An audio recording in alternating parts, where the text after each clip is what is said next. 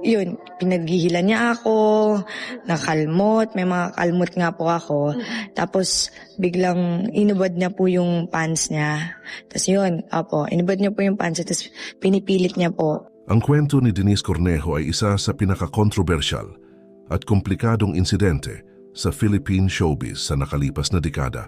Hindi ito simpleng kaso ng babae laban sa lalaki o ng isang showbiz personality laban sa isa pa. Ito ay tungkol sa kapangyarihan, media narrative, social influence, at kung paano nagbago ang pananaw ng publiko sa loob ng higit 10 taon. Sa umpisa, marami ang naniwala na si Denise ang biktima. Ngunit sa huli, iba ang naging desisyon ng korte. At ang pangyayaring ito ay nagdulot ng mga tanong tungkol sa hustisya, impluensya, at kung paano nabuo ang unang impresyon bago pa man siya nakilala bilang sentro ng kontrobersya. Si Denise Cornejo ay isang commercial